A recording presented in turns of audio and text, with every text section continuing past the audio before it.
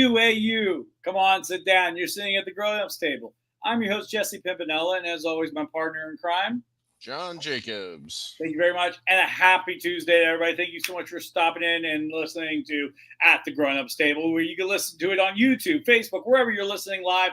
Make sure you like and share, comment, all the good stuff. We love the engagement. It tells the algorithm you're having a good time because you're sitting here at the Grown-Ups Table. We're going to be talking about the Acolyte on Disney+. A lot of good things that have been from the show and a lot of bad things that have been in the show. Hey, I got to try to be positive, all right? A lot of good things. Okay, a lot of good things, like it just got canceled today, I guess. I don't know if I was. Let's just get into it. We'll get into it. We'll get into it. This show. Here's the problem with this. It's just we want Star Wars content, and we're just not getting what we want. And there are some good aspects of this show, not enough to sustain the show itself. Mm-hmm. And we'll get into that. I like this show for a different reason. It just kind of like showcases why I think Jedis are shitbags. So for me, I was just sitting there like a QAnon guy going like, yeah, this is what I've been saying this whole entire time about them Jedis. So I was like loving it the whole entire time in that sense. I'm gonna table what I want to say about that for later when we get into that topic, so that we don't spend 30 minutes going to our intro. Let's bring our guests. Frequent friends of the show. Please give it up for Darth and Big Al, everybody. Yeah. Yes. All right. How's everybody doing? May the force be with you. How are you doing this Tuesday evening, my friends? Good. How are you? Doing good, man. Doing good. So yeah, we're gonna talk about it, the Acolyte. Let's get it on. So what are your guys' opening thoughts on the show? Have you watched the entire show? Did you jump ship? Did you make it to the end? Let's start it out. Where are your guys' thoughts of the show? Go ahead, Al. All right. So remember, this is just initial thoughts, okay? All right, initial thoughts, man. I think this is Star Wars finally has its Plan 9 from outer space. This is an Ed Wood production in the Star Wars universe is what this is. I was going to say I happen to like Plan 9 from outer space. In fact, I made a whole movie that was a love letter to it. So fair enough. Darth, what are your thoughts? I didn't hate it, but I didn't love it. Yeah. It was content. Well, let me ask you this: what were, and we'll get into more details, so you don't have to get too much into it. But what were some of the things that you actually liked about the show? Because we're going to be talking about some of the stuff we were dissatisfied with it. But what was an aspect that you liked about the show? Well, I would probably say what you've been saying for a very long time: the Jedi aren't necessarily always good. Yes, they're not. In this, they came out to be kind of dicks. Yeah. The movie. I called it a movie because I felt like a movie. It ended up with one Jedi covering up another Jedi's cover up by saying that he did it, and I was just like, "This is the Jedi I know right here. This is who I know right here." But they're just. I mean, I will say the show had a couple good things. Number one, the fight scenes with the sabers were amazing. Yeah, sure. They were. I wouldn't say amazing, but they were good. They were entertaining. Choreography is top notch in this. I will say it's top notch. It doesn't carry the show. It doesn't. You can say, look, I know what goes into that type of choreography. What they're doing. What was that word again? Choreography. It's like karaoke. Wait, one more time. Choreography. What's choreography? It's the study of karaoke. But anyways, choreography. It's choreography. Anyways, no, I thought the choreography was amazing. I like the duality theme. That's a cool theme to go with. But it comes to execution, I don't think it hit where it needed to. But let's get into that. So the show got canceled today. That is something that did happen. Why do we feel that this show failed to resonate with Star Wars fans in general? because Star Wars fans are toxic? We are. Out of all yes, John, we are completely totally toxic. If it does not involve the Mandalorian right now or anything that's done by Jon Favreau, no one wants anything to do with it. I agree. Well, people are shitting on Obi-Wan. It wasn't that good. People shit on the Acolyte. Half the thing was worthless. Acolyte wasted everybody's time. Well, it did. Yeah, but if they don't do it, then they're going to say, why aren't you putting out material? Ah, I like where you're going, Darth, and I had a whole talk track around this. I'm glad you talked that out without me saying anything. You didn't see my trap card. But we're not going to launch into that right now because I really want to try to stay on topic today. I know it's crazy for everybody that knows me, but I agree with what Darth is saying. I just and I agree because I mean here's the thing. I will say this because I'm a part of a bunch of fan bases. I'm a Star Wars fan. We are probably the most spoiled and nastiest fan base. I mean, we bullied the guy like Jar Jar and into like suicidal ideations and stuff like that. We bully our own actors so badly, and then we had the audacity to bully Anakin Skywalker. Now we love him. Now we're like, oh man, you're the greatest part of our childhood. He's probably like, well, where the fuck were you? Well, all right, so shitting on me. There's basically 4 actors that Star Wars fans have basically ruined. The guy who played Jar Jar, Jake Lloyd, Hayden Christensen, which they're getting back to because but he's on the upswing now. Now people love the prequels for some stupid reason. And then the girl who played Rose in the 7th or 8th and 9th movie. I mean, yeah, don't tell me the Star Wars fans aren't toxic. Well, okay, so I want to make this distinction. Okay, so what I have seen is that if somebody really liked this show and they want to talk about why they liked it, they get shit on by all the people who didn't like it. But I equally see, now we're not taking into context positioning, but I do see people who respond with they didn't like the show and they get shit on by the people who did like the show. And then you have the small group of the assholes. So none of us are in this group. Are we passionate about Star Wars? Yes. Do we gatekeep some Star Wars shit? Yes. Do we like change? Not really. But I mean, these are people who've been watching these movies for 40 plus years, okay? But the difference is that you can talk about something you like objectively, and you can talk about something you didn't like objectively, and everybody can get along. But you have the assholes that come in there that really just fire people up because they're fucking trolls or because they're fucking douchebags or because they are racist pieces of shit, because they do go out of their way to send shitty messages to actors and to the point where people have to get off social media, get restraining orders, like crazy shit like that, racist shit, death threat shit, gender shit. And those are the people I don't associate with. Those are the toxic fans. I want to make it clear. If you didn't like a movie or a show, you're not a toxic fan. But that depends on how you speak about it, okay? And how you convey what you liked and didn't like. The 4 of us on here are going to be pretty passionate about what we liked and didn't like. But none of this is toxicity. This is just how we feel, what we think didn't work, and what we think could have worked better. Follow-up question. Those people who are out there really, really being horrible to people, that's the toxic fan base, and that's what we need to recognize. So, John, Jesse, one thing real quick, John. Let John follow up, Jesse. I was just going to say, John, we actually got rid of a guy like that. We knew a guy that was like that, and we both got rid of him out of our lives. So, yes, that is true. So yes, it's funny you bring that up because even though it's probably for the better, I still miss my friend. I still have his picture with me and him and John Barrowman hanging on my wall. So it is a little upsetting, but at the end of the day, sometimes, that's what you have to do in order to kind of maintain that balance, right?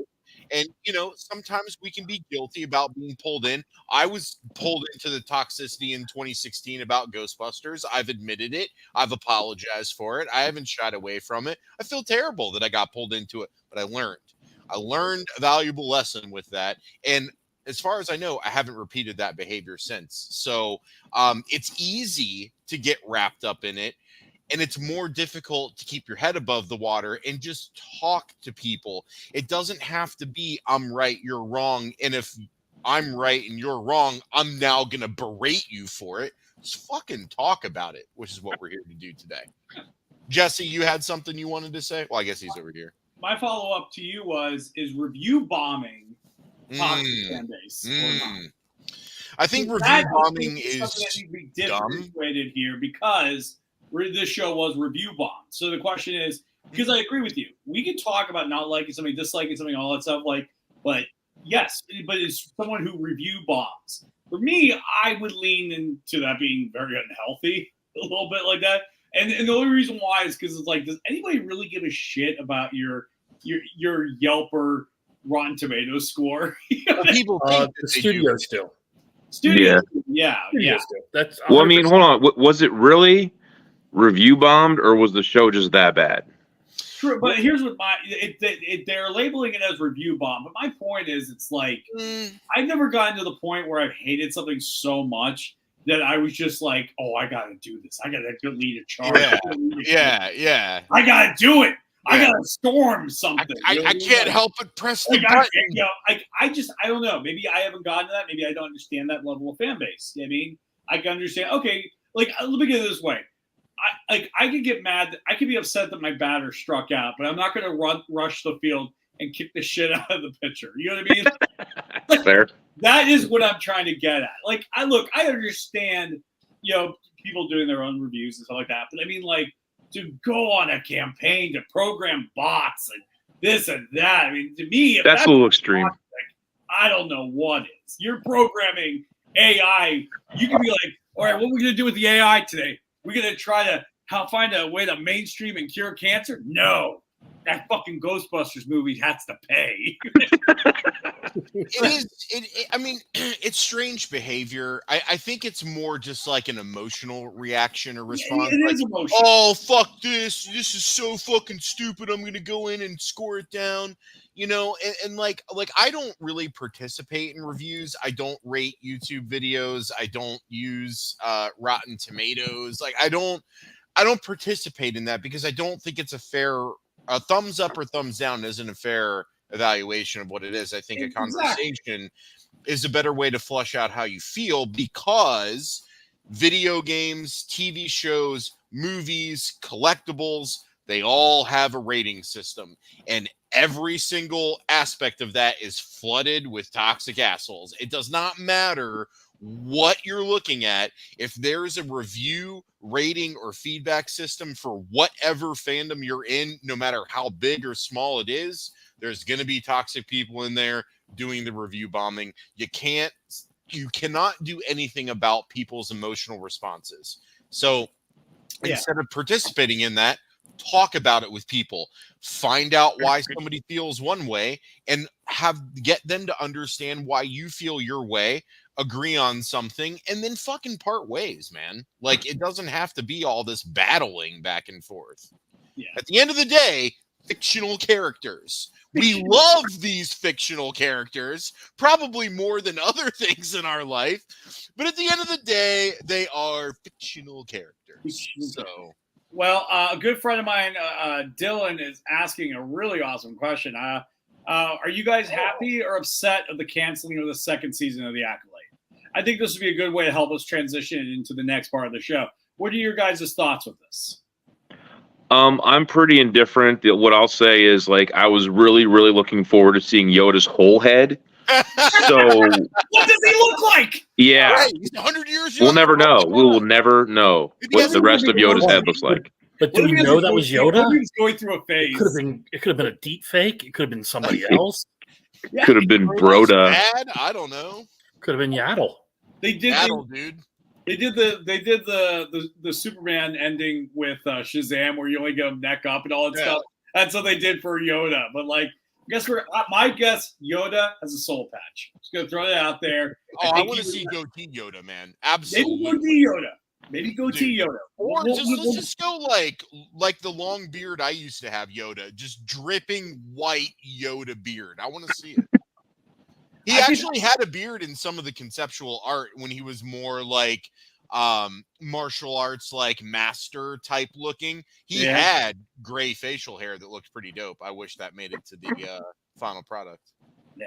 For me, I will. Oh, sorry, Darth. What were you gonna say? Go ahead. No, I was just gonna say I kind of agree with Hal here. I'm not gonna lose sleep over the fact I'm not gonna get the second season of The Acolyte. But I like getting new Star Wars content. Yeah, even if it's bad Star Wars content. So watch but it. we could be getting better Star Wars content, I think. Hey guys, we're getting season 2. Woohoo! Yeah, I just think with this show, I agree. It's indifferent. Like I'm bummed out because I saw a huge potential. Yep. This is something that. Sorry, Jesse. Go ahead. I was gonna say there was a lot of potential with the show. Yeah, a lot of good talent. Because I don't fault the actors. I really fault because part of me at one point asked myself, did this have to be 8 episodes? I was there, man. I was there. I was like, sure. You could have done I love when they were trying to reconstruct the night when the fire started. It took forever to do that. And I was just like, okay, we could have done this really fast, really simple. And it was just kind of it got redundant after a while. And I was like, to the point where they're using the exact same footage. And I'm just like, oh, they just running out of ideas. We'll show this scene again. It's like, no, we remember it. You don't have to show it again. We got it. We got that whole plot hole right there fixed up. But I don't know. I'm bummed again. Like I said, as Darth said, the potential of having new Star Wars and expanding on the mythos of it all, the legends and everything that was the failed opportunity here to do that. Jesse, what you're saying is that you wish it had that Star Wars button that we can just press for whatever MacGuffin and it just does what we need it to do. It didn't have that Star Wars button. It didn't have the MacGuffin. Make it happen, right? Speaking of that, it's starting to bother me that this is now the second show where they've taken some elements and incorporated elements from video games, specifically like the Jedi Fallen Order game, which is an awesome game. And I just don't understand why they're taking elements from it and putting it in these shows instead of just making a live action version of that game with Cal Kestis' character, which would be infinitely better, I think, in my opinion. And I think that's a failure to listen to fans. Honestly, I think that's what it comes down to.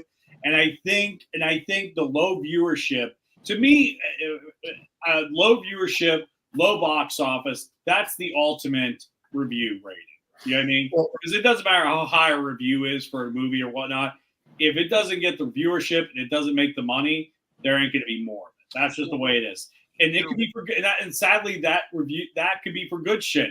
Hence, Dread 2012. Love that movie. Wish I would have got a sequel, but here we are. We still might get it. We still might get it. We still might get the sequel. It's still being talked about.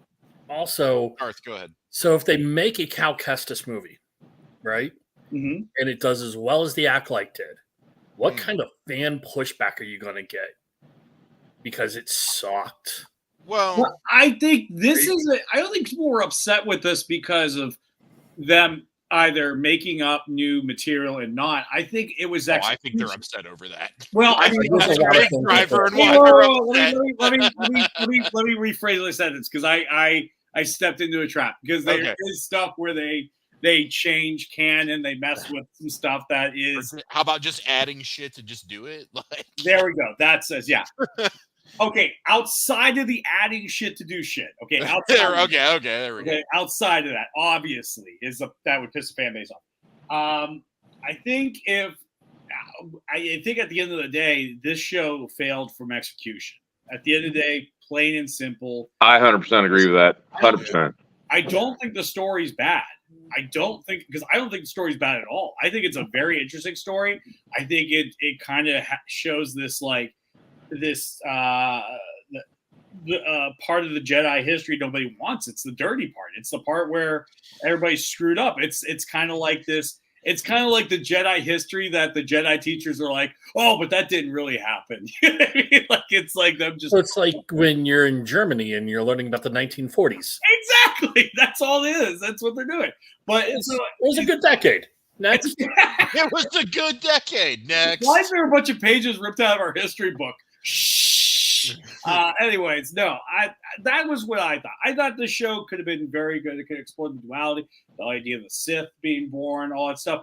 It was doing something that we haven't seen Star Wars films or TV shows ever do. We kind of, I mean, it's showing it, not telling us. You know what I mean, it's not Palpatine taking Anakin to that creepy pornographic amoeba opera where he's like, let me tell you. Hey, I want to go there, man. That looked really Let cool. me tell you about the Sith Lord. Darth Plagueis the Wise. Yeah, but we only get to hear we only get to hear the story about Darth Plagueis the Wise. I wanted to see the story exactly of Darth Plagueis the Wise. That's Darth. So that's kind of where I'm at with the whole thing. So to go back, I agree with all three of you. I'm not happy that it got canceled because I want more Star Wars content, but I would prefer to not get Star Wars content such as this show. And that is mainly because of how it was written. Now, the budget was crazy, and for the most part, when you watch it, you're kind of like, where did all the money go? But there was some really good costuming. There was some really good space battles. That part where I forget which one of it, May or Osha. I'm getting them confused. Yeah. Was chasing Darth son through the Soul. Same difference. Soul. My bad. Through the asteroid belt. That was really, really dope. So there were some, and there was a neat concept of how do we show the Sith before we saw them, and how do we talk about how the Jedi aren't perfect? We all four agree we want that. We all want that. I just didn't really care for how it was given to us. I don't think that you need to dumb your script down and spoon feed it to people to where Jedi make the most like fucking bonehead decisions you could possibly think of. A mistake is, or a lapse in judgment, or an error because you were under pressure or something like that is completely different from what we got in the show in terms of the plot actually happening. And I think that's where the problem is. Instead, why don't you make a show about fucking Plagueis meeting Sheev and how they got together and started their shit, and then you can show High Republic Jedi trying to figure all that out and have one of them make a mistake that anybody could be like, hey, if I was a Jedi in that situation, I might have made that mistake too. Really sucks because all this bad fucking shit happened. But I can see that. Because then you're like, I get it. They're people, right? They're a long time ago, far, far away galactic people, but they're people. They're walking around talking, using arms, legs. Then we could have gotten some Jedi reform and had them all have to wear body cams. And exactly. Made a lot more sense. And it just really, I'm tired of like writing things so dumbed down that they're wasting time. We wasted half of Obi-Wan's runtime on a plot where he met Leia when she was 10. That was ever a thing before that. Okay. And so now we're going to tell a story about how some Sithy stuff happened, and also how the Jedi had this gigantic fucking blunder over here, probably the worst in the fucking history of the Jedi. But like, let's spend 8 episodes telling that in the most obscure, cohesive way. And I think that's what bothered me the most. You can pick out things here and there, but it just comes down to what Al said. It's the execution. Did it look like Star Wars? Sure. Did it sound like Star Wars? Sure.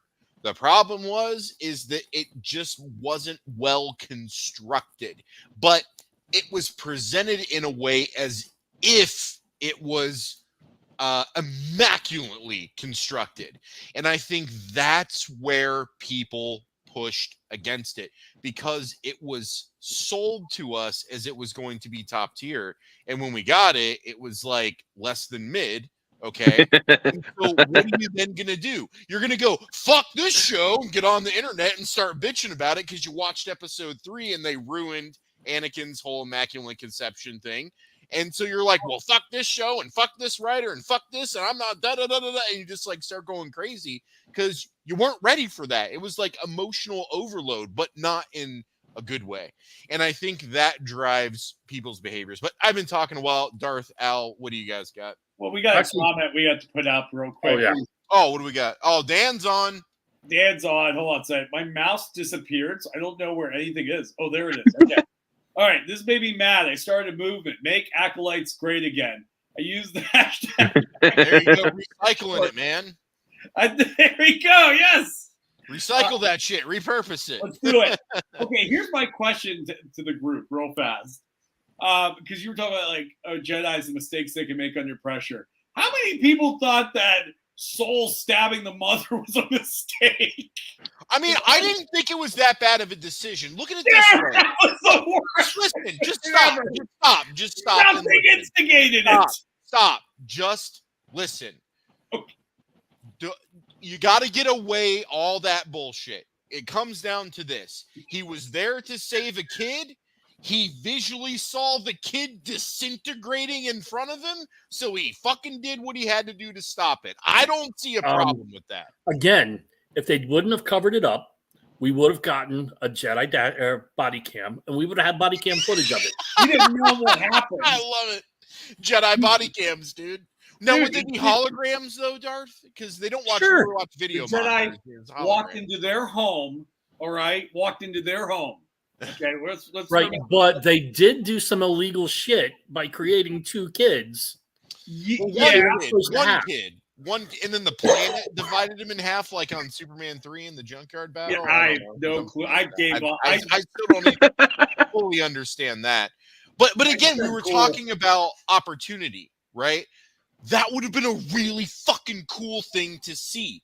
Like, why did the Force split this person that was already a virgin in 2?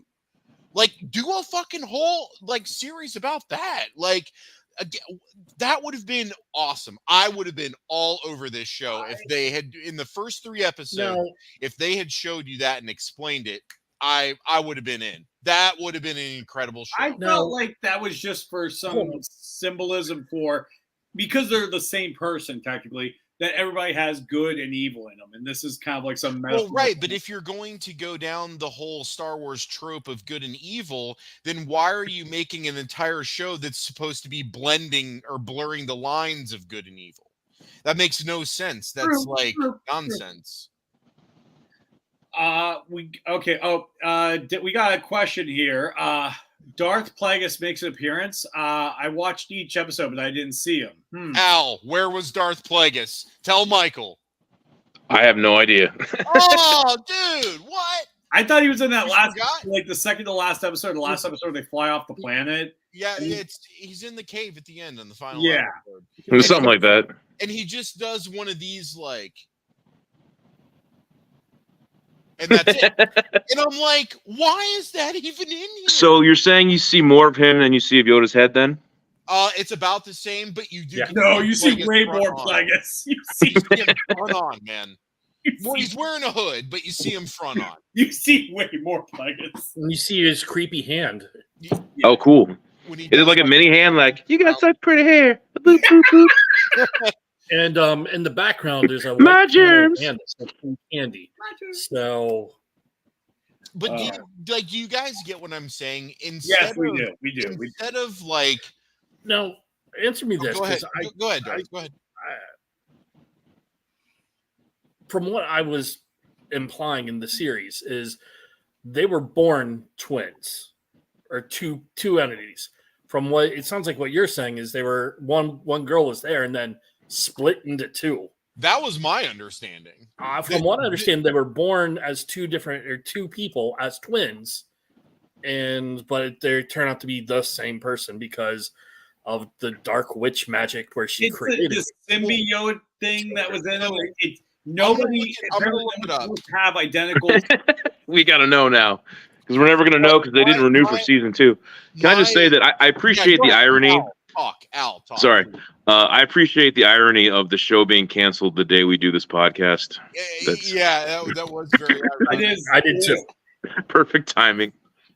All right, so we got Disney needs to hire a writer who not only knows the lore of Star Wars, but actually is passionate about Star Wars as a whole. I agree; they need to, because here's the thing: I never understood hiring writers just based upon this is a good writer. Yeah, okay, you can be a good. Well, it was the show creator who wrote the show. She wrote it and directed most of it. Yeah, but it doesn't seem like she knew anything about Star Wars. It doesn't seem like she knew anything. But I mean, because here's the thing. I guess maybe a fresh pair of eyes on the outside does help sometimes, but not always. And this is one of those times where I didn't feel like it did. Like for example, Bill Burr, somebody who shit on Star Wars in his stand-up career, and he ends up playing one of the best Star Wars characters that's new. You know what I mean? It's like the irony of that. But he has a fresh take on how it could be played. But anyways, let's move on to our next topic. Let's get into it. Let's see. Okay. Well, let's talk about this because we kind of were skimming this a little bit. Hold on 1 second. My mouse. Okay, so everybody knows my mouse disappeared, so I can't see. So I just have to wait for the thing to light up. Is the Jedi Order even likable? Are they likable? I'm sorry if this show goes into an anti-Jedi rhetoric, but it's just they ever always have that they got a windowless space van, come on kids, come on inside, you look force sensitive. They are obsessed, and then they have these weird rules we have a law that we can test any force sensitive kid we want. That is creepy. I think I've determined that I was wrong. It wasn't one split in two, it was one born in two, but it's talking about how they need to be together. And when they're separated, other shit happens, which is weird because nothing happened until they came together. And again, I'm just kind of reading quickly while still listening here, but Leslie's explaining something in this 3-paragraph blurb I'm reading, and that's essentially what she's saying. So that are the Jedi likable? Yeah. No. They are, because at its essence, the Jedi are the Force for good. Are they flawed? Yes. Are they flawed to a fault? Yes. But I think even in this representation of the Jedi, which I wish we actually got to see more High Republic stuff in the High Republic, but I liked the costumes. I liked the Jedi Temple, but I thought it was strange how mouthy the Padawans were and how subordinate they were. I was just damn, I wouldn't have said that to my master. What the hell, man? Yeah, what do you guys think about that? So go back and what Padawan Jedi duos have we seen? We saw Qui-Gon and Obi-Wan. Mm-hmm. Yeah. And we all know Obi-Wan is the man, so we really can't really do much about that. We just let it slide. Then we got what? Obi-Wan and Anakin. Yeah. And we all saw how that turned out. Yeah. You got Anakin and Ahsoka. Mm-hmm. And Ahsoka is one of the chosen ones now because she can do no wrong because Filoni and those guys just love her. Well, then you got are we going to go Vader and Starkiller? Are we going to go there? No, why? Why would we go? I'm talking just movies, TV. Don't know. They made 2 video games about it, but that's okay. All right. I mean, but those are also Vader and Starkiller are those Sith. So I'm talking, Jedi Padawan comparison. Okay. Well, I mean, I was thinking the same kind of thing, but yeah, continue. So I mean, really, we don't have a whole lot of ideas of what a Jedi Padawan relationship would be.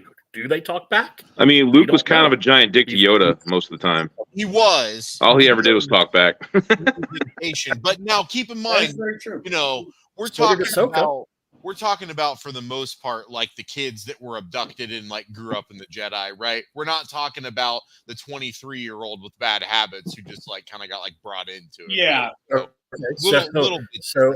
Anakin and Ahsoka and I mean, Anakin got mouthy a couple times. Obi-Wan got mouthy a couple times, but they were immediately put in check. There was an apology, and they learned from it because they didn't do it again. We saw none of that in Acolyte. They were just mouth. Every like, damn, how do you discipline Padawans when they fuck up? Like, so they had a shitty Jedi. we already know they had a shitty Jedi as a master. Yeah. That's true. Yeah. He went and killed a whole bunch of people. I mean, one person, but you know, dude, he just like hit with his life. Not according to the Jedi. He killed a whole. Well, I'm sorry. According to the Jedi, they blamed everything on the sun. So you know, dude, I love that. She was just like throwing him. He couldn't stand the guilt that he had. He was worried other people would come out with the conspiracy, so he killed them too. I was like, wow. Like, just I love how like, and she was like so high and pious about like, look what our lies have got us, and then she tells a bigger lie. I'm like, are you kidding me? Like, you know who I did like? You know who I did like in terms of the Jedi Order? I did like the Darth Maul species Padawan. I only remember like 2 character names from this show, so I just couldn't describe who they are. But I liked her. Like, I thought she was legit. I really liked that character a lot. I also liked the guy with the cool hair. I liked him. Who got his neck broken by a sleeveless Sith guy who went from comic relief to Sith badass to submissive. I don't know what to do with my life. Yeah. That was confusing. Was he the guy with the teeth mask? Yes, the Sith guy. I forget his name. Who the actor is? Yeah, so I just feel I like the whole he was the comic relief then turned into be the Sith. I like that because it was very reminiscent. But it was reminiscent of Usual Suspects. How we totally underestimate Verbal Kint, and then it turns out he's Kaiser. But they fumbled the ball in the third act of it all, where he's just like, I'm gonna do philosophy and shirtless swims. You want to join me? No, that's cool. Like he lost me there. I was like, all right, because like he was a cold-blooded killer when he showed up, and then he was just being all like flirty with this girl. I'm like, all right, this is dumb. This is stupid. So let me ask you guys this question, since we're talking about the Jedi. I want to ask all 3 of you this because I'm interested in your answers. How did you feel about the scene where all of the Jedi are on, what was the name of the planet? Bordamort or Bordashmort, something like that. Bordamir. Got it. Something like that. Voldemort. It was when they had their like gaggle, you know, they had like 8 of them there, like, you know, a master and apprentice, and they were like scanning shit and like doing shit and observing shit. That kid's like, I gotta get the fuck off this planet. Like reporting shit. That was like a crew of Jedi like working. So when you saw that scene, what did you think? Just like them, what in regards to like, am I impressed that they're actually doing a job or something like that? I don't know. Interpret my question however you will. Oh, I was bored. I was so bored at this. Yeah, dude, random. I mean, this show had pacing issues. There was just, it just seemed so slow most of the time. There were definitely moments of slowness. Darth, did that make you feel a certain way? I can't be the only one. That scene was so fucking. When they were all there doing what I have no fucking clue what scene you're talking about. Oh, okay. So they show this big long scene right? when they're on the planet going to go get Osha and May when they're kids. And I found it interesting and comical at the same time. Interesting was because I've never seen a collection of that many Jedi executing like a plan of some type, like almost like they were at work, like completing a task. It wasn't like necessarily like Jedi. Kind of like when Mace Windu went to go get the Emperor and have him turn himself in, and turned out they all died. No, I'm talking about the Jedi that was like metal detecting the ground, and like the other Jedi that was like scanning the tree. I did really like when, I don't know why I liked it, but I liked when the witch chick got in his head and he's like, I gotta get the fuck off this planet. Yeah, that was so great. I don't know why that was great, but it was great. He reminded me of Bill Paxton from Aliens. Like, it's game over, game over, man. Game over. Oh yeah. I will come out and say I actually liked the witches. I thought that whole thing was actually cool. It did not bother me at all. I honestly wouldn't have mind seeing a little bit more from the witches. What I didn't like was the whole Immaculate Conception thing coming from them, and Plagueis like, oh, that was it really an Immaculate Conception, considering the one witch said that she pulled the essence from the Force to create them? Well, I'm just... So it's not like it was the Anakin thing where it was like, oh, hey, the Force decided I need to be pregnant. They actually went and forced the Force to create life. They raped the Force. That's why I than me, man, because I was so fucking confused. That's why I hated the whole, when all the fanboys started going, they ruined Star Wars because they had an Immaculate Conception. It wasn't an Immaculate Conception. The one witch forced the children into existence, which could explain why the Force was like, you want a kid? Haha, fuck you. They're two now. So one's good, one's evil, but we're going to play it out. Again, that's kind of one of the failed executions of the show, in my opinion. But yeah, they could have explained it a little bit better. But that would have been another 8 episodes. It could have. Yeah, I mean, that would have been a whole thing to have to explain. So, Darth, if I understand you correctly, what you're saying is the witches, for lack of a better term, went into the Force and pulled out 2 physical children. Yes or no? No. Okay, that's what I felt like. That's what I thought you were saying. God, man, I think you're onto something, Darth. I think Darth is onto something here. We can get. That's why I was checking. We can get. No, it's more like, hey, I got a pitch, man. I got a pitch. Right? Hold on. This is the pitch, right? Okay, pitch. The Acolyte, season 2. How all this shit actually happened. Hey, I would watch it. I would absolutely watch it. I'm already invested. I invested in the entire season. I would totally watch that. It's the birds and the bees in the Sarlacc pit. Let's go. We're going to teach you how this happens. We got to coin that. That's really good. That's really it's the good. Bees and Sarlacc. So, okay, John. Anyways, Darth, do you want to expand on this a little bit? Because I'm with Al. I think there's really something here, but maybe I'm just not understanding what you're saying. Okay, so the 2 women want to have children. Yes. There are no men. Yes. So do they love each other? Lack of a better term, they do some in vitro fertilization by pulling essence from the Force and creating the, for lack of a better term, sperm.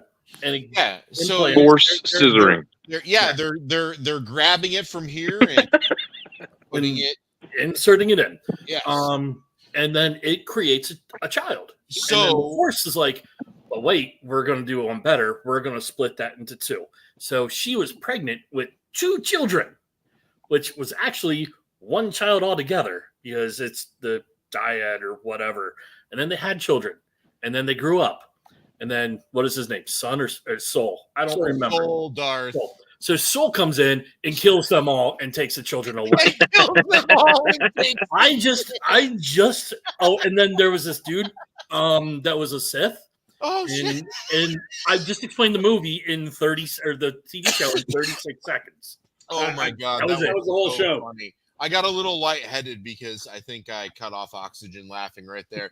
Darth, if you were saving that up for the entire episode, bravo, because that was nice. He cleared it all up, man. It's crystal now.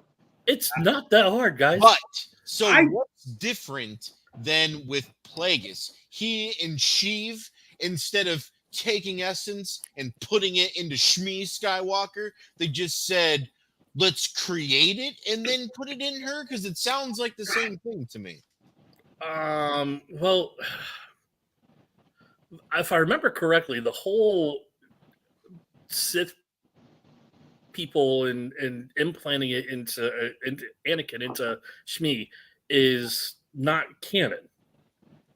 Correct? I'm pretty sure that's all through the old books and stuff. I'm really laggy. I just think here's what I thought happened. Y'all ever see Hercules? I know you all seen Hercules. Which one? You got to be more specific. The animated movie. Yeah. Everyone's. You remember when Zeus was like, I'm going to make you a pet Pegasus, and he just did this with the clouds, and then it's like, that's what I thought happened. He just like, oh, babies. And then that's fair. Like, holy shit. The clouds. I mean, I don't think anybody can prove you wrong at this point. I don't think either. I'm going to assume that there was a witch voiced by Rip Torn, and he did that. Rip Torn. Oh yeah. All right.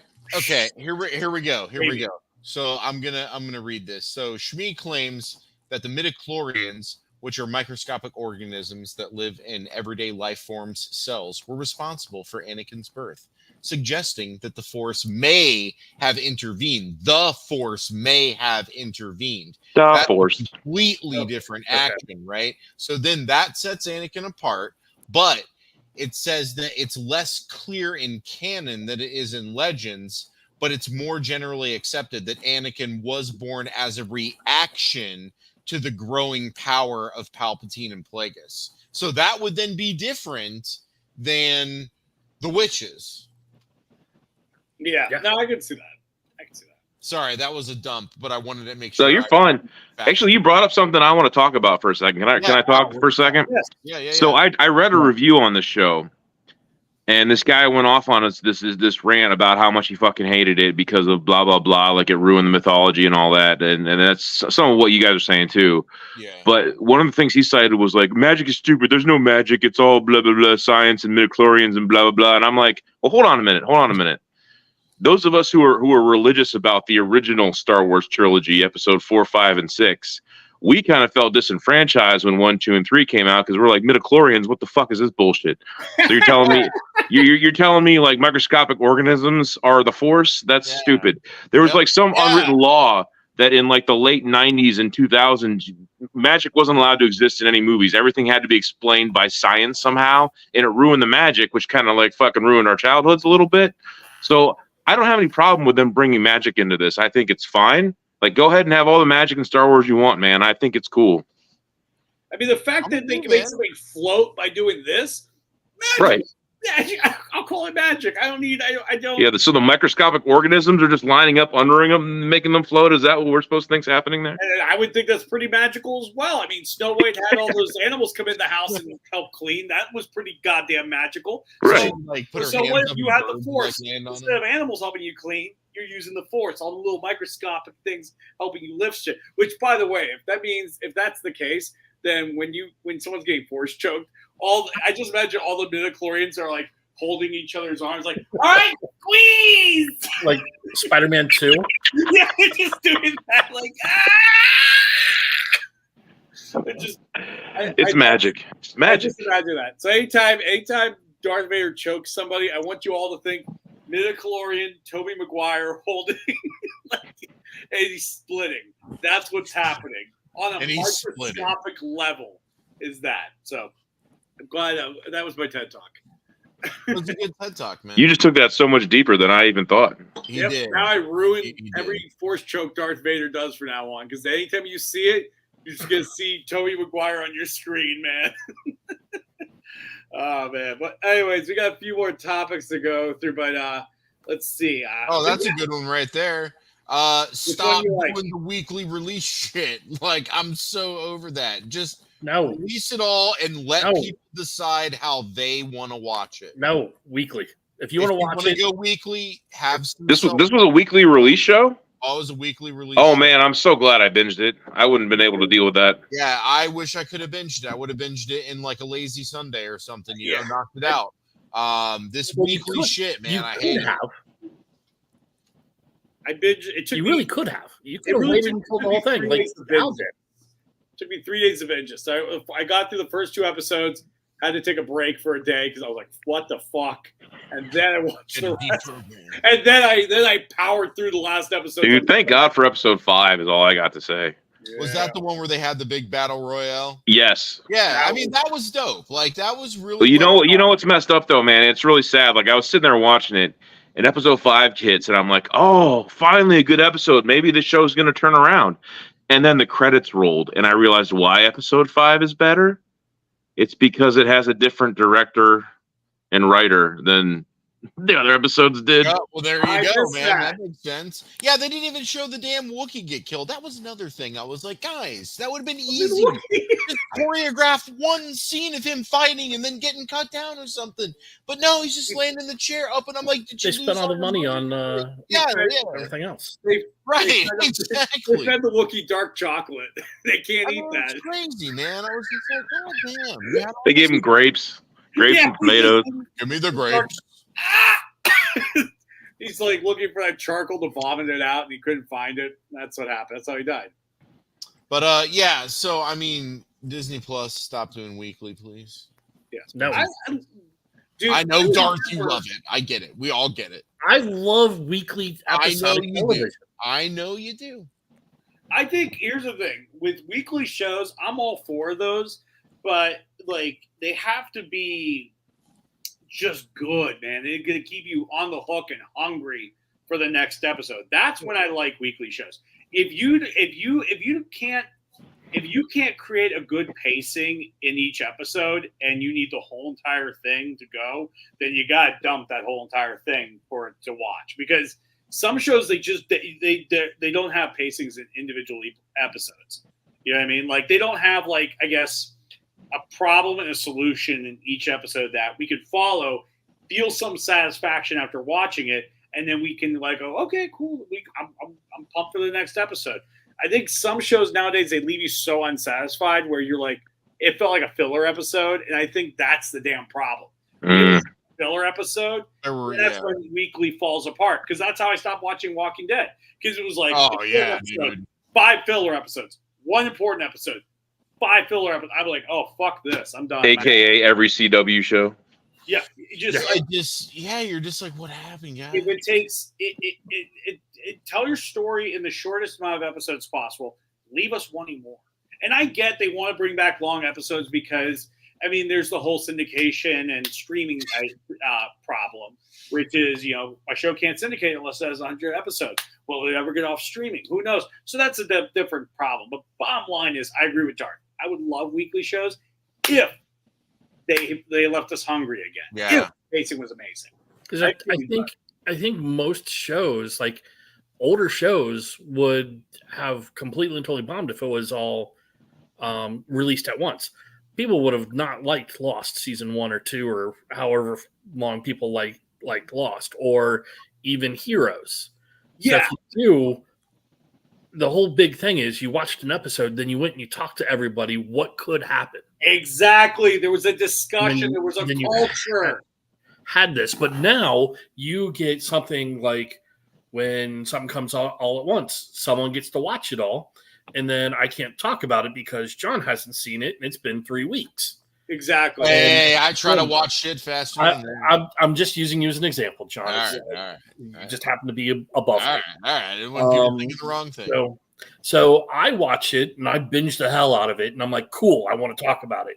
And then Jesse doesn't get the chance to watch it until 3 weeks later. Then he watches it and he's like, oh, that's so cool. Do you remember this? No, I don't, because I watched it. No, I don't. Yeah. But so it loses something. But if I watch one episode, I'm like, dude, when Plagueis came around the corner and did his like, hey guys, I got candy. How cool was that? And you get to see all of this, you know, and then you're going to talk, okay, what are they going to do next week? You know, is Soul going to kill everybody? Is Soul going to get what's going on? Is Soul going to kill everybody? You know, and you like, okay, so how can they bring this in? How can they make this better? And then when you get it and it's total shit, then the next week you can go back and you're like, dude, they could have done so much better. Dude, I'll tell you what, man. If we would have got a season 2 of this, the Jedi HR meeting with Yoda and Soul would have been cool. Yeah, that would have been great.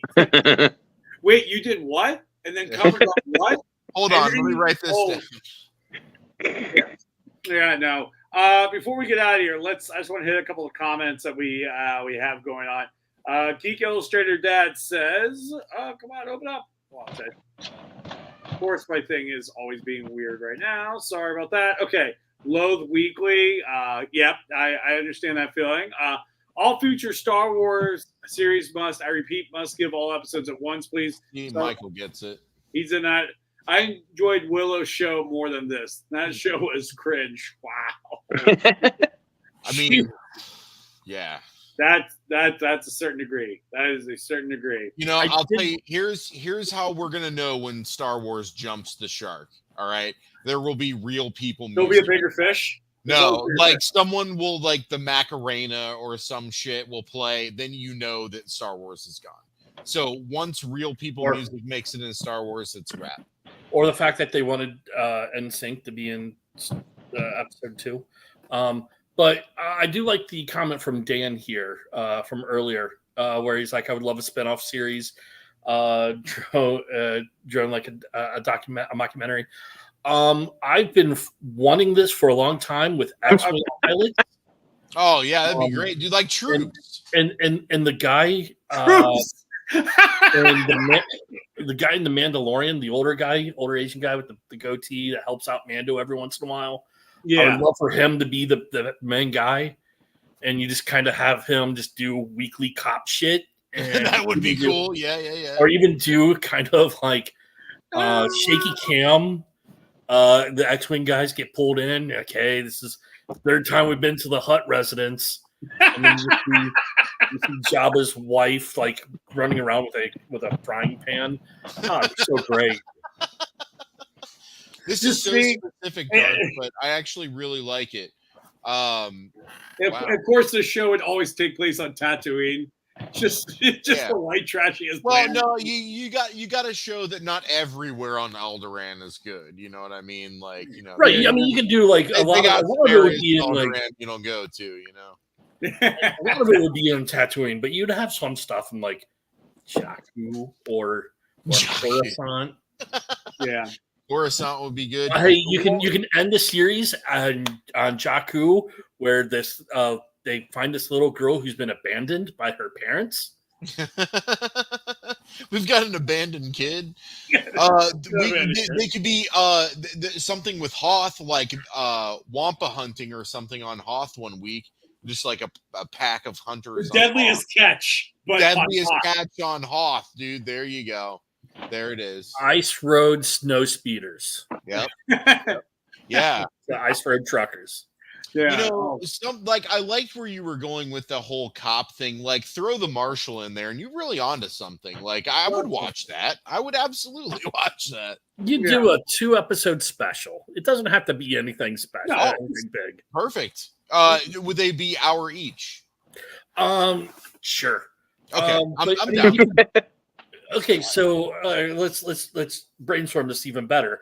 Do a Mandoverse serial series, so you can have like one episode about the one cop Timothy Oliphant did, and you can have just like one episode there, and a couple episodes of cops, and you can have them or have just his basically his Justified show, but in the Star Wars universe. Yeah, sure. Pretty much. But you then do like one episode of the cops, and then do another episode of like biker gang, and you be the Book of Boba Fett biker gang that does like 3 miles per hour, and they're all hoodlums. Oh, the Power Rangers, dude! Yeah, do that, and then do another cops episode, and just keep going, and just have it just be a. Look, all I want to know is where can I buy that fucking Bacta tank? Because like anytime I want one of those. I want a Bacta tank. I was watching it like every time they're like sore or tired, they go in the Bacta tank. They're 100%. I think that's how we can get through our 30s and 40s and 50s. That's how we do it, man. You need Bacta tanks. All right, I'm all down for that. But anyways, real quick, last comment. John Stamos cameo. I'd be down. All right. Well, anyways, that is all our time here at the Grown Up Stable. Thank you guys so much for tuning in. You guys rock. Thank you for commenting. Thank you to Al and Darth for stopping by. Always great to have you gents here, talking about whatever it is we're talking about, whether it's Ghostbusters, Grown Ups Table stuff, or Star Wars stuff, whatever it may be. Always great to have you. Make sure you guys tune in next week. We'll have another episode. We'll announce the topic on our Facebook. But as you guys know, our annual Spooktacular starting in September all the way to the end of October is going to be going down. We'll release the scary topics that we'll be talking about this year. One topic I'm very excited to talk about that we've never done, John, in the history of the show. There's one topic. Somebody pointed it out, and I said, holy shit, we missed that. And it's an obvious one. Animal horror. Oh, like, dude. It was going wrong. Yeah, and I was just like, Cocaine Bear, the alligator movies, like all these movies. I'm like, holy shit, we love Zombievers. Zombievers, yeah. Zombievers. Oh, you didn't watch the Killer Llama movie either, man. Remember I told you to watch that? Mm-hmm. Yeah. What was that? Velocipaster. It was Llamageddon. You got to watch that, man. That's really good. So definitely we'll have those to talk about. So I'm very excited about those Halloween episodes. But anyways, tune in, like and subscribe, like us on Facebook. Thank you guys so much for tuning in. You guys rock. And until next time, I'm Jesse. And I'm John. And you've been sitting at the Grown Up Table. Thank you and have an awesome night, everybody. Take care. All right, now here's the trick. I can't see my mouse, everybody, so you're all going to watch me fail at signing off the show live. Yay! Okay, hold on. I got this. So this is like extra show. This is going to take us forever to do this. Oh, my God. This is so awful. So awful, guys. Sorry, guys. We can't end. I can't end the show. There's more to say about the show. There's more. My computer does not want me to end this show. It's kind of crazy. Hold on a second. Okay, going to go up. Okay, I see the highlight. Okay, there we go. Okay, there we go. 1, 2. Hold on. Nope, ain't working. All right. We're gonna do 3, 1, 2. Hold on. Endless content. Oh my God, endless content, everybody. Hold on. This is it.